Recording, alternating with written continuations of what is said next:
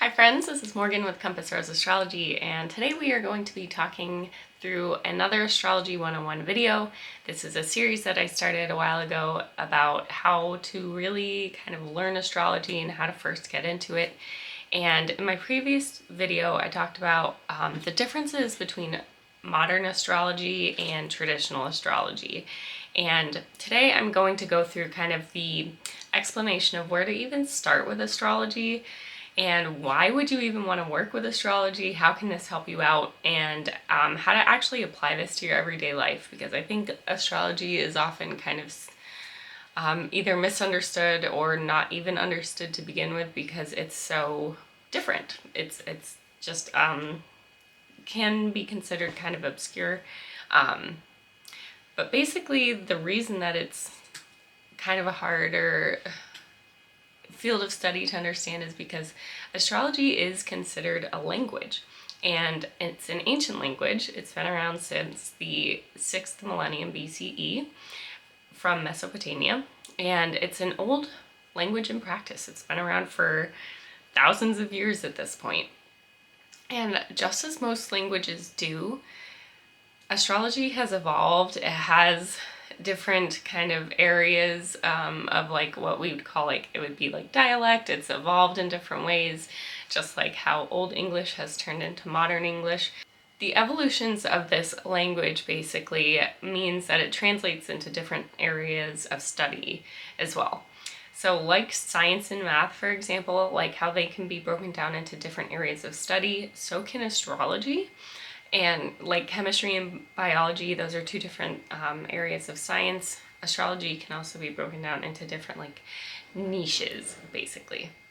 Just to kind of give you an example, there's horary astrology. That is kind of predictive questioning and getting answers from asking questions based off of a chart. There is natal astrology, which a lot of astrologers practice. It's the astrology of a birth chart, of a native's birth chart the moment that they were born. And there's also electional astrology, which is basically the study of predictive timing. And I will explain these studies in the future, and it is important to kind of know that there are these different kinds of studies that are available to learn and understand in astrology, but it is important to understand that astrology isn't this like one note sort of study. It can be broken down into numerous fields that astrologers kind of study and specialize in. Now, why would we actually use astrology, and where do you even start? It's a huge question that a lot of people ask, and it kind of is the reason why some people don't get into astrology. And I like to equate astrology with storytelling, or telling your story, finding your story. Astrology can be used to decipher all of your strengths and weaknesses that you as a character in your story will endure, and also how you kind of react and navigate your character arc in this sort of plot line of life. It also talks to kind of the environment that you exist in yourself, and also what kind of support characters you might meet along the way, and what common themes you'll learn in your story or experience kind of time and time again, because oftentimes you experience similar notes throughout your life and you're like, dang, I swear I've gone through something like this before. And astrology can kind of show you that in your chart as well. Astrology can also show kind of what sort of villains you might encounter along the way, and it also can tell you what parts of your personality shine the brightest, and also how you can best express that. When looking at birth charts, I like to think about it as if, like, is your life coming out of a genre like a cozy fantasy story? Is it some sort of swashbuckling adventure story? Is it a noir mystery? You can really get these themes and kind of this symbolism out of a birth chart if you know where to look. Astrology can also help you find what chapter of life you're in right now. There are certain transits and experiences that happen at certain points in life, and astrology can help you navigate those transits and navigate those, the midlife crisis, or any other kind of transits that tend to happen in everybody's life. So these are the primary reasons and approaches that I take for astrology, and this is what astrology is for. This is what astrology can kind of help you look at and learn. And if you want to incorporate astrology into your everyday life, these themes and symbols in your life, you need to look towards three major components in your birth chart. But first of all, what is a birth chart, right? A birth chart is a snapshot of the way that the planets were spaced and the way they're aligned in the universe, in the galaxy, the moment you were born.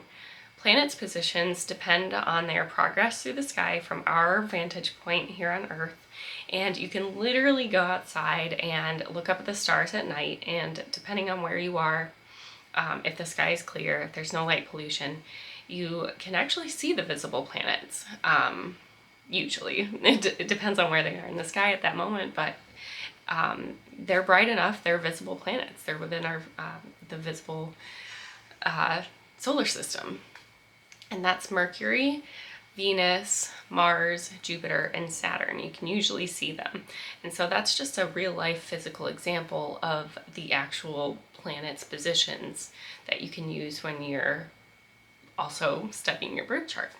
There are a few actual software resources that you can use to find the planetary positions from the moment that you were born. One of my favorite places to go is Cafe Astrology. That's the first website that I went to years and years and years ago to get my birth chart. There's also astrocharts.com, and the information that you need to be able to get your birth chart is you just type in your name, your actual birth date, the birth time. You do need the exact birth time, so you can get this information from like your birth certificate or the hospital that you were born in, and the city that you were born in. And all of this will, the websites that you put this into, you can also do it by hand, but that's a very long process of learning how to do that, and you have to basically calculate longitude and latitude, and unless you feel like going through a course to be able to do that, I would suggest just going online and picking one of these websites that can actually generate a chart for you. And basically, once you type all that information in, it'll generate a birth chart for you. And so what does this tell you? Why do you care? Why do you need the birth chart, right? You get your birth chart and you're looking for three major components to help you begin to kind of understand your life, themes in your life, experiences in your life, and maybe what you're currently going through. So the first thing that you're going to look for is the sign that the sun was in when you were born. The second thing you're going to look for is the sign that the moon was in when you were born. And the third thing you're going to look for is the sign that was on the horizon when you were born. And that is called the rising sign or the ascendant.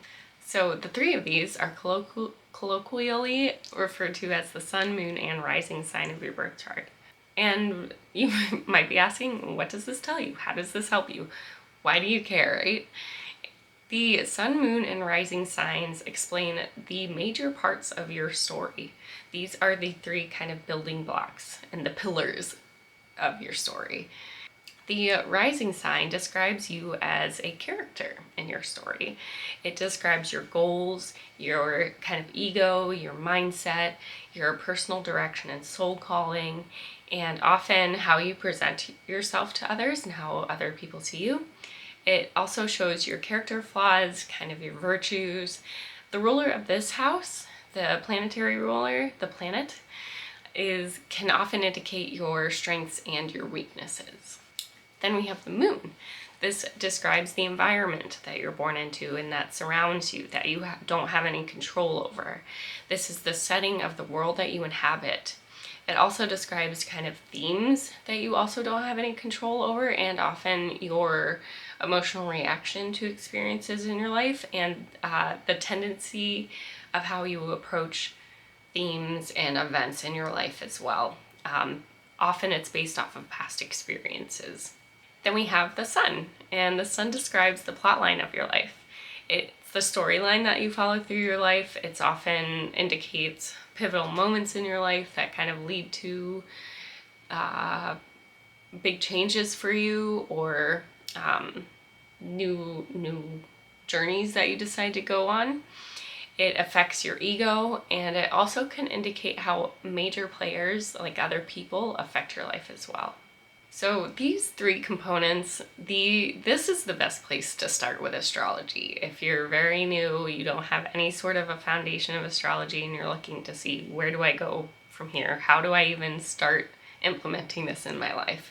So you look at these three aspects of your birth chart to help you inform any questions that you might have, and it also allows you to kind of look at some of like the major aspects in your life and how you can anticipate certain things to happen in your life as time moves on, basically. Once you get kind of a good handle on these themes and the symbolism that these three planets provide, or these placements provide, you'll start to see them popping up in certain events in your life, and also help you kind of inform your future experiences as well. And this ultimately will help provide kind of context for threads of your life and, dare I say, quests in your life. The story of your life isn't going to be like so squeaky clean and like well plotted as the stories and novels that we find on our bookshelves. They are going to have, our charts are going to have like interchanging plot lines, dropped side quests, like ignored NPCs and forgotten conversations, but you will be able to find a kind of a better sense of understanding of yourself and the world around you when you start to delve into the birth chart. So first, I'm going to give you an example. The basic kind of information that you need when you look at a birth chart or your birth chart is you need to know the 12 zodiac signs, what planets rule each sign, and the basic topics that each house rules. That probably all sounds very obscure, right? If you're brand new to astrology and not knowing what you're looking at when you look at a birth chart. So a birth chart is split into 12 even signs or houses, and each house is ruled by one of the 12 zodiac signs, and each sign is then ruled by a planet that kind of colors the topics and events of their life, of that house, basically.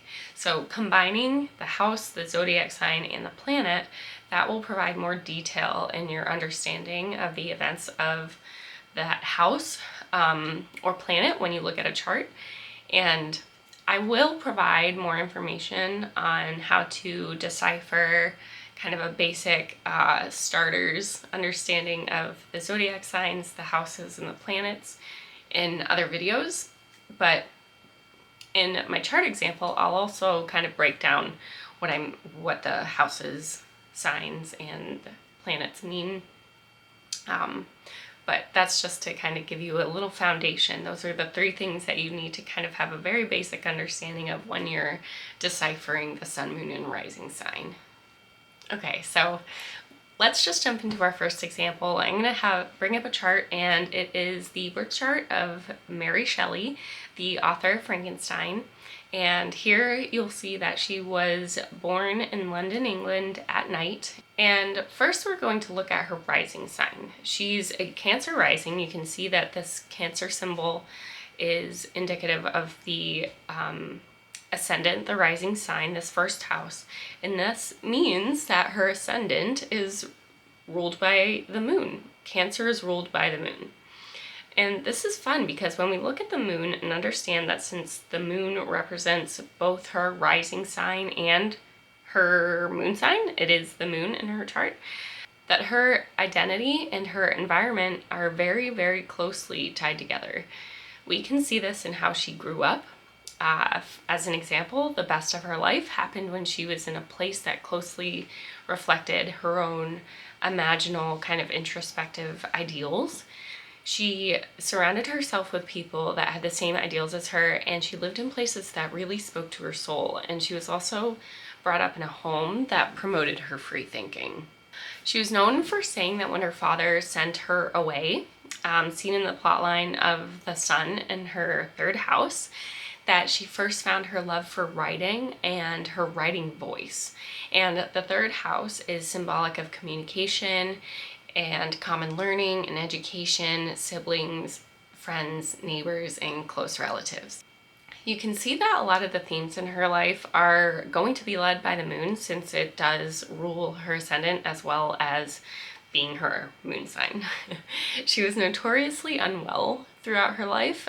She got sick a lot, and it made her a very introspective person. She also had trouble with pregnancies, and it did kind of haunt her, and it followed her through a lot of her life. And it was when she went through moments and times like this that it was thought to have led her to the inspiration of Frankenstein and kind of her introspections on death and unanimated bodies, basically. She had gone through a lot of loss in her life, and she drew heavily on her environments for her inspiration of her stories. And she also found happiness when she was surrounded by the people that she admired intellectually and romantically. She really was the kind of person that could not be bound by anything. She was very much a free spirit. And the sixth house is often the house of illnesses, diseases, servitude, physical maladies, sacrificial work, accidents, and hard work. And this can also be seen in how she helped her husband with his stories, and he in turn helped her with hers. And she also, you can see in this house that she lost her mother to illness very early in life. It was right after she was born. And the moon often symbolizes the mother, and it was a long road of like toil and devotion to her husband before she was able to marry him. So you can see those symbols kind of popping up in both areas of her life in terms of family and work. Overall, her chart really speaks heavily about her experiences of the sixth house matters and how she kind of dealt with them. She was an immersive person. She lived her best life when her environment kind of matched the things that was going on within herself. She lived a life devoted to her ideals, and she practiced what she preached. And she was also a very loving mother and wife, despite the long road to actually get there, which is very indicative of the sixth house. And her experiences in life were bolstered by her father's devotion to her and her own education. It was his desire to see her taught in philosophy, even though at that time it wasn't the most common to send daughters to school, but he really wanted her to have an education, even though it wasn't a more traditional one in a schoolhouse. And she also traveled mostly with her sister. You can see this in the third house as well, that she was very heavily influenced by her family members. And the third house is the house of siblings. And this can also show that she had just a very close relationship with her sister and with her dad too, and that they all had kind of similar educational priorities, and that's another reason why they felt so close. So this was just an example, but this is how we go around dissecting the sun, moon, and rising in a birth chart.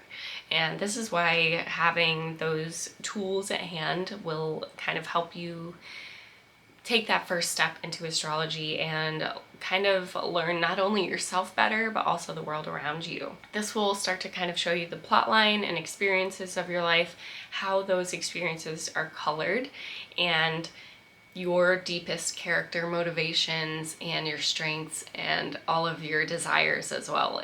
You can find those in the birth chart as well. I hope this video helped. I can't wait to get into our next installment, which I think will be a description of the zodiac signs, and then I'll move on to houses and planets. But just let me know if there is one in particular that you would prefer to see first, and I'll talk to you in the next video.